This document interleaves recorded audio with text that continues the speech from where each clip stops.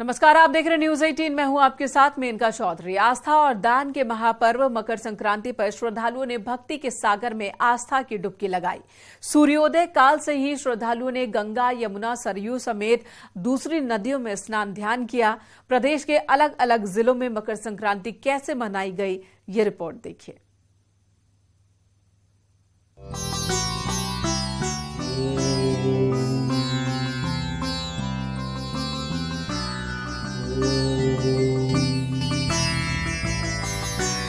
स्नान दान के महापर्व मकर संक्रांति के लिए देश के साथ ही प्रदेश में भी अपार श्रद्धा देखी जा सकती है। संक्रांति का स्नान, वो भी गंगा में अगर डुबकी लगा ले तो पूरा शरीर धन्य हो जाता है। ऐसे में संगम की लहरों से भक्ति के सागर का मिलन आस्था के अनंत भावों को अपने अंदर समाहित कर ले रहा है।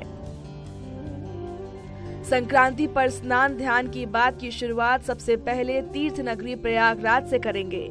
यहाँ सूर्य के उत्तरायण होने से पहले आधी रात को ही भक्ति भाव की त्रिवेणी से संतों, भक्तों और कल्पवासियों का कारवां डुबकी लगाने लगा। इस बार पुण्य काल के लिहाज से श्रद्धालुओं ने संक्रांति की डुबकी 2 दिन लगाई।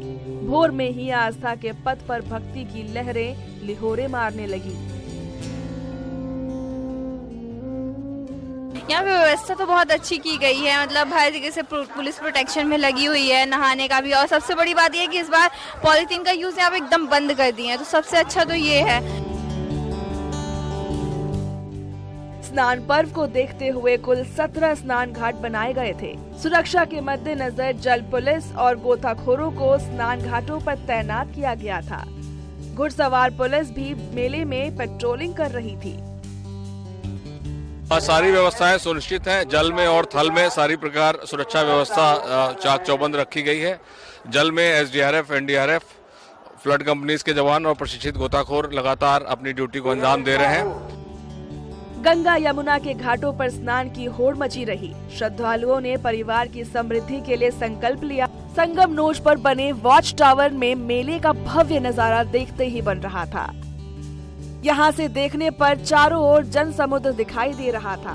संगम की लहरों पर श्रद्धालु और पर्यटक बोटिंग करते हुए नजर आए। 2023 का माघ मेला 2025 में लगने वाले महाकुंभ का रिहर्सल कहा जा रहा है।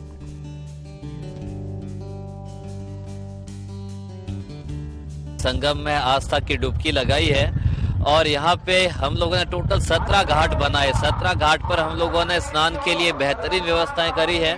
हर जगह पूरे तरीके स्वच्छता का पालन किया जा रहा। हमारा जो मेला है बिल्कुल प्लास्टिक फ्री है, कहीं आपको प्लास्टिक नहीं दिखाई देगा।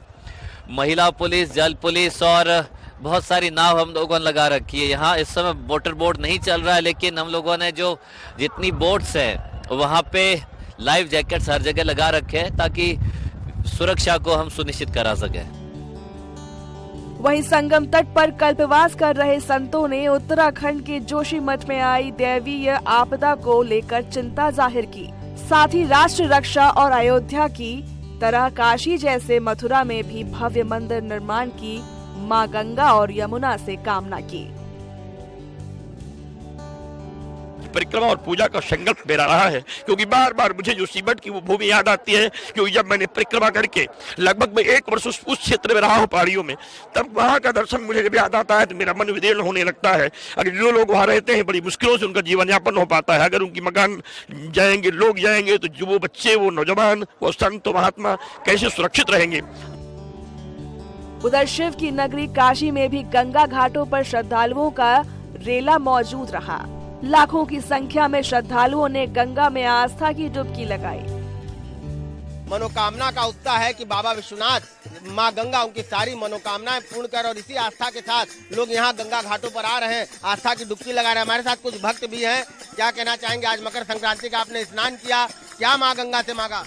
माँ गंगा बरसों से ही भागीरथी से तो पापों को धुलती हुई आई है। तो ये हम अभी चाहते हैं कि हमारे जो भी हमारे अच्छे कर्म हो, पुराने काम, मकर संक्रांति में अच्छे काम हो, और माँ गंगा का आशीर्वाद बने रहे। हमारे जो भी बुरा कर्म हो धुल जाए और अच्छे काम से नए साल की शुरुआत करें। रामनगरी अयोध्या में भी मकर संक्रांति के मौके पर सरयू में भक्तों ने आस्था की डुबकी लगाई। सरयू में स्नान करने के बाद खिचड़ी, तिल का दान भी किया। ऐसी मान्यता है कि जो लोग संक्रांति पर स्नान के लिए प्रयागराज नहीं जा पाते, वो लोग अयोध्या आते हैं। माघ मकर गति जब रवि होई, तीर्थ पतिया वहीं सब कोई। सारे तीर्थ पति आके यहाँ स्नान करते हैं। दिन का दान पुण्य और स्नान का तीनों का बहुत महत्व है। जो लोग प्रयागराज नहीं जा पाते वो अयोध्या आकर सरयू में आस्था की डुबकी लगाते हैं और बड़ी संख्या में श्रद्धालु इस समय राम की नगरी मौजूद हैं और सरयू के घाट पर मां सरयू में के गोद में डुबकी लगाकर आशीर्वाद ले रहे हैं। पावन मौके पर अयोध्या में भगवान राम लला को भी खिचड़ी का भोग लगाया गया। भगवान राम के लिए मेवा और चावल दाल की खिचड़ी बनाई गई थी। इस भोग का राम भक्तों को प्रसाद भी दिया गया। रामलला के प्रधान पुजारी आचार्य सत्येंद्र दास ने कहा कि खिचड़ी का विशेष महत्व है। ऐसे में यहाँ पारंपरिक तौर पर खिचड़ी का उत्सव मनाया जाता है। जहाँ पर कृपा राम के होई, ता पर कृपा करे सब कोई। और साथ साथ यह गिरा कि राम की कृपा से पत्थर भी तर जाते हैं, राम के नाम से पत्थर भी तर जाते हैं, ऐसे गाए जाते हैं, ऐसे भजन किया जाता है। तो नाम जो है वो महत्वपूर्ण है। धर्मनगरी चित्रकूट में भी मकर संक्रांति के मौके पर श्रद्धालु ने मंदाकिनी नदी में डुबकी लगाई और दान पुण्य कर आस्था की झलक पेश की। राम का विशेष स्थल है माना है और हर बार मैं आता हूँ तो हर प्रदेश में जाता हूँ। कभी गंगा नदी में, विशेष करके मकर संक्रांति का दिन मेरे को अच्छा लगता है कि साधना करे आके इधर। माना जाता है कि मकर संक्रांति पर स्नान और दान का विशेष महत्व होता है। ऐसे में गंगा किनारे घाटों और अन्य पवित्र स्थानों पर लोगों का हुजूम इसी आस्था को लेकर डुबकी लगाता नजर आया। Bureau report, news 18।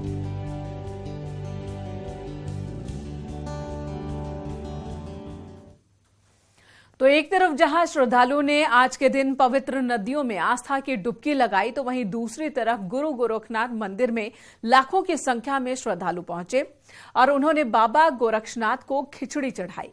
आस्था के इस मंदिर की महत्ता आप ऐसे समझिए कि यहां नेपाल से भी लोग खिचड़ी चढ़ाने आते हैं।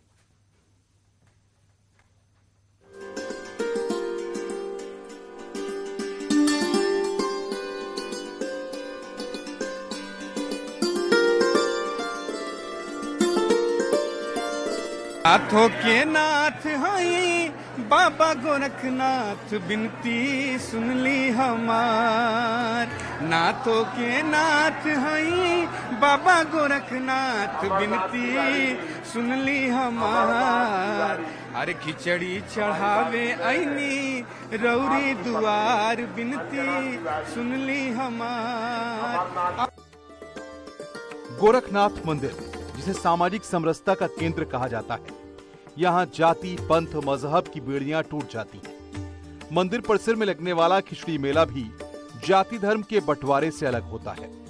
सदियों से चली आ रही इस परंपरा के अनुसार गोरक्ष पीठाधीश्वर योगी आदित्यनाथ ने भगवान गोरक्षनाथ को सबसे पहले खिचड़ी चढ़ाई और इस दौरान सीएम योगी ने भगवान गोरक्षनाथ के विशेष पूजा अर्चना भी की। गोरक्ष पीठाधीश्वर की खिचड़ी के बाद सांकेतिक रूप से नेपाल नरेश की तरफ से भेजी गई खिचड़ी चढ़ाई गई और फिर आम श्रद्धालुओं के लिए कपाट खोल दिए गए। श्रद्धालुओं ने भी खिचड़ी चढ़ाने का क्रम शुरू किया। भीड़ को देखते हुए मंदिर प्रबंधन ने खास इंतजाम भी किए थे। मंदिर प्रबंधन के द्वारा यहाँ पे स्वयंसेवकों की ड्यूटी लगाई गई है और वो एक एक कर श्रद्धालुओं को अंदर कर रहे हैं और उनको जाके जिससे वो दर्शन पूजन कर सकें। लाखों की संख्या में श्रद्धालु भगवान गोरक्षनाथ को खिचड़ी चढ़ाते हैं। मंदिर प्रबंधन द्वारा खिचड़ी चढ़ाने को लेकर विशेष मैनेजमेंट किया जाता है। श्रद्धालुओं को मंदिर में आने के लिए जगह जगह बैरिकेडिंग लगाकर रोका जाता है और गर्भगृह में भी धीरे धीरे श्रद्धालुओं को छोड़ा जाता है। गोरक्षनाथ मंदिर में नेपाल से भी बड़ी संख्या में श्रद्धालु आते हैं। कहाँ से आए हो? नेपाल से। नेपाल से।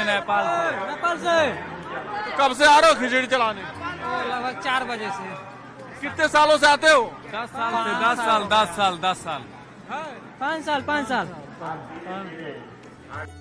भगवान गोरक्षनाथ को खिचड़ी चढ़ाने बड़ी संख्या में श्रद्धालु आते हैं। इस दौरान लोक गायक भगवान गोरक्षनाथ को सुरों की श्रद्धा अर्पित कर रहे हैं। रामगोपाल द्विवेदी, न्यूज़ 18 गोरखपुर। अरे पूजे वालन के बाबा लम्हर कतार हा, शिव जोगिया के बाबा रौर अवतार हा। अरे दुनिया जहान जाने महिमा अपरंपार, बिनती सुन ली हमार।